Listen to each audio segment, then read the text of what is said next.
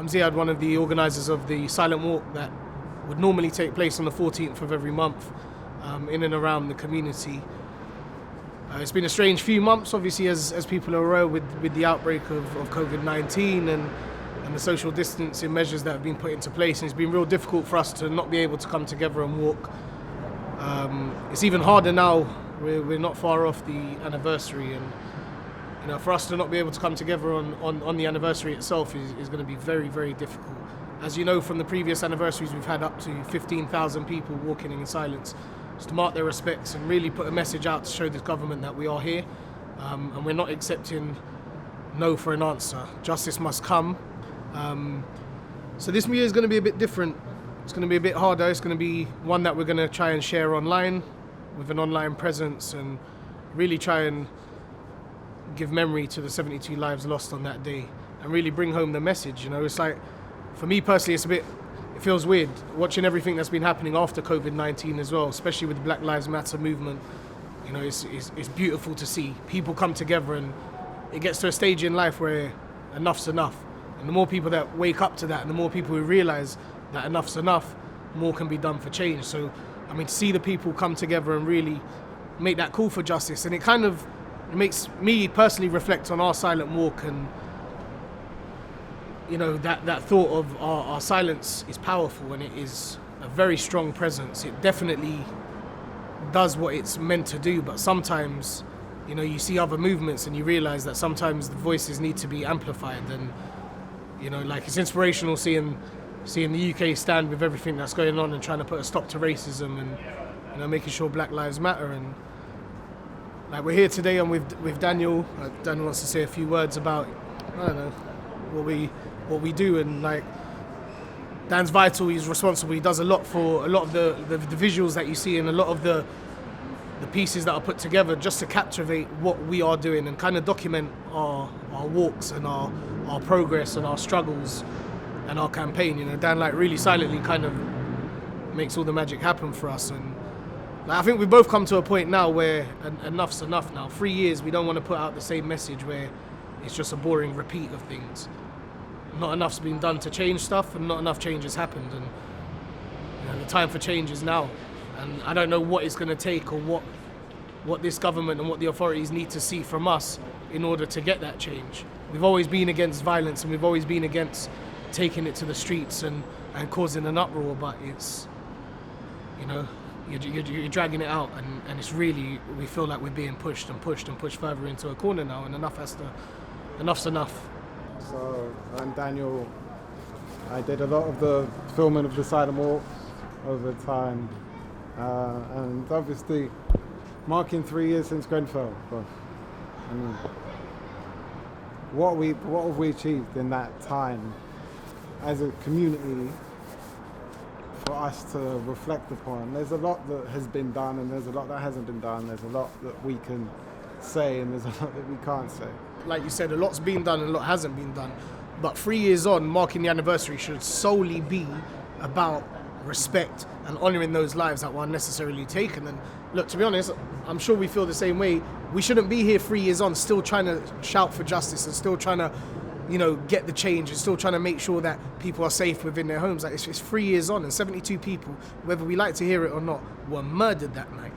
There should have been things put into place to prevent that fire, and we shouldn't be here 3 years on still calling for justice. And that's where my main frustrations lie, to be honest. We haven't had justice because the state was culpable, right? The state was culpable in many layers of the situation that Grenfell was, right? There was a complete lack of regulation. There was a local authority that went through 3 project managers before choosing a grade E cladding, right, that burnt. It was 30,000 litres of petrol that burnt, right? A fire that was unprecedented in the history of the world, and the fact it went up, round, and then down, right? And this is all clear evidence, clear to the general public. This is not a conspiracy theory of such. This is not, we want emotional support or we want financial support or gain from people. It's not that. This community was ripped apart that day. or it was tried to, or it was almost ripped apart that day. And like I said, all of the fingers point to failings from government, from local authority. The council, the Royal Borough of Kensington and Chelsea are massively to blame for a lot that's happened here. And it's like, how do people, my frustration lies with how do people, one, understand that and accept that? And I think the vast majority of people, especially people that are logging into this film and watching, would agree with us. But then how do we get justice for that? How do we make that change happen? And that's where the frustrations lie at the moment. You know what I mean? It's like, it's clear for all of us. It's clear, and 3 years on, we shouldn't be in this position at all. We're in the position we are because the state will never give justice when it's culpable itself, right? Or when the deliverance of that justice would be a systematic change that we can't deal with, right? When Kelso Cochrane was killed in this area in '59, we knew why he was killed and who killed him, but the police put the culprits in a cell together so they could come with an alibi. Murder weapon was never found, they were never charged, they got away with murder.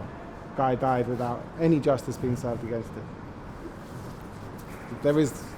Carnival came off the back of that, right? This community has stood up in many ways and won many things. The first law centre in the country came as a consequence of the struggles in this area. We have the Tabernacle, we have the Carnival, we have now the Wall of Truth, we have Niles at the Village, we have things that are happening with the Henry Dickens that took their spaces and delivered what they did because they were challenging a failed government system in all its levels, right? But we don't talk about this enough, right? We haven't processed this enough. Lessons that should have been learned from Grenfell are now rampant within the COVID situation. And the mass death that comes with market state negligence is now in its tens of thousands as opposed to 72 lives. But the contempt is the same thing. But the thing is that not only have we not learned those lessons, those things are getting worse in the moment we're in, right? We're outsourcing and we're deregulating as a way of dealing with COVID when Grenfell showed us just how murderous that logic is, right? So we're not just not getting justice, we're getting delivered the same systematic processes and neglect ongoingly, right? And what are we going to do about it? So it's brilliant that we come together. We're expected to just take it, do you know what I mean? We're expected to just accept it, and that's why seeing recent movements and seeing people come together in the masses just like spurs on that energy, because how long do we accept it for? Do you know what I mean? Like, I'm not prepared to accept it for much longer, to be honest, and something needs to be done. What can we actually do? What do we feel capable? What does justice look like to us, right? Justice looks like the people who made that decision, right? The people who made the decisions out of Conic, Celotex, Harley Facade, right? The TMO, RBKC, all of these organizations, Ryden, right? Ryden, they should be treated as killer companies. Yeah. There should be a stigma attached to these companies until a level of justice is delivered in which we can say categorically what the justice is served, right? But we don't have that level of activism. We don't have that level of understanding, right? At this moment in time, we have a pandemic and we have a protest movement together, and we have to think of them as joining in some way without leading to further problematizations or more state power within a moment where it's incompetence. It's all too, we're all too aware of it, man. If we can bear to watch the 5 o'clock news coverages, we see minister after minister after minister incompetent in his position, not prepared for a pandemic, but prepared for a privatization and a sale, and just caught with his trousers down, just like RBKC, right? So we're in the dynamic where all we're seeing is the perpetuation of incompetent people who are in post to deliver market outcomes to social crises are met with social crisis and just feed it with gushes of money going towards private enterprises like Deloitte or G4S or Serco, and we don't get justice. We get mocked, and we get told that like what happened in America is just the pressure that builds, and what we're not in that level of pressure yet societally. But Grenfell really did push us, and we had a moment within British society where it felt, especially around here, that there was that pressure. Right? 3 years ago, this area had a very, very different energy than it does now, and we had a different energy towards these things, right?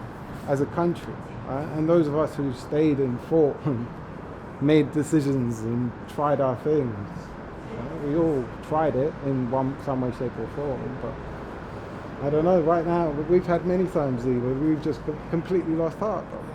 Right? We've lost time. We've lost heart. I agree.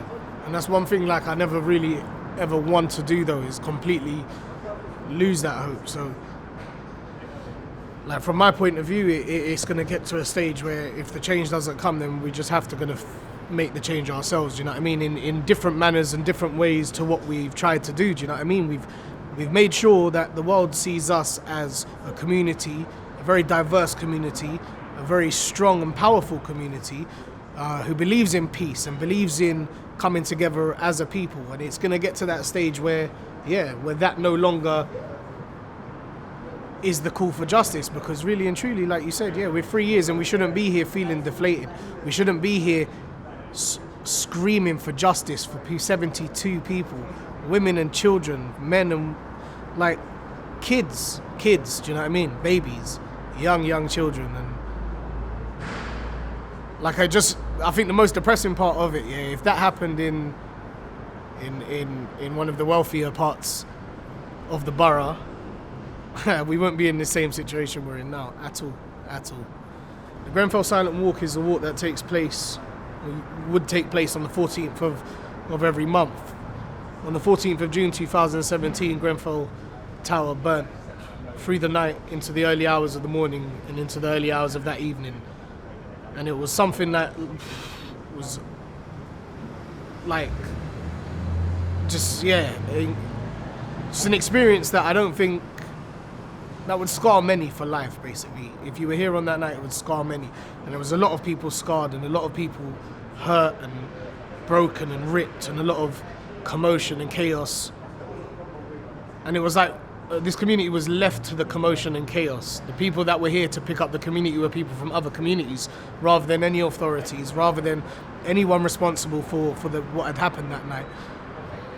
And as the days went on and we realized how big the fatality rate we were looking at, it became important about like kind of mobilizing as a community. And this community is very diverse. It's very different in people from all ages and all races. And it was just kind of, a natural movement to kind of bring people together. And we decided to walk on the 14th of each month following a campaign that was launched for justice.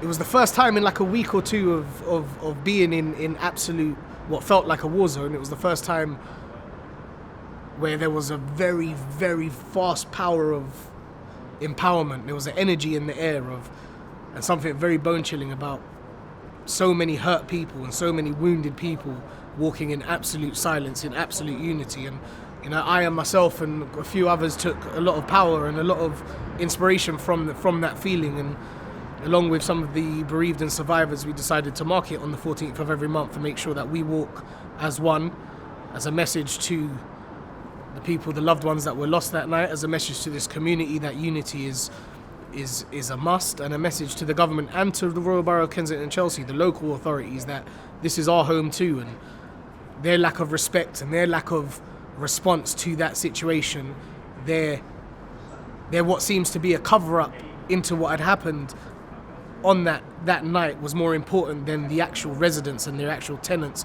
of the people from them. It was a message to them to show them that this is our home too, and we're not going anywhere. We are here and we will remain here, and we'll remain here in vast numbers, and we have a say in what happens in our community. And even though we're silent, the silence travels, and it's very powerful in itself. On a normal silent walk, the route would usually take place starting from the Notting Hill Methodist Church, which is just at the base of the tower. We would walk up onto Ladbroke Grove and spend a bit of time on the main road on Ladbroke Grove, before then turning off and round to end back here at the Wall of Truth, which is just under the flyover at Maxilla. We've got the tower just shadows behind us, and it's a kind of like this area here has become somewhat of a comforting ground, somewhat of a community space. Like I said, somewhat of a place where people in the area feel that they can, call theirs for a bit. So it's somewhere where we can gather in the hundreds and in the thousands at times to really show mark and memory. We've also done silent walks on anniversary days, which would start from Kensington Town Hall, where the council are based on the much wealthier side of the borough, and we start from there, walking through Notting Hill Gate, coming down onto Ladbroke Grove, and always ending at the base of the tower. During the pandemic of COVID-19, it hurt so much to not be able to walk and feel that connection of energy between the thousands of people who come and show support. And we know people are still out there showing their support from their homes. And what we want to say is that we will come together again once this is cleared up, and we will walk and we will strategize and we will come with new tactics to make sure that we are heard and to make sure that this movement doesn't stop and that justice comes and people are held accountable for the mishaps that had happened on that night.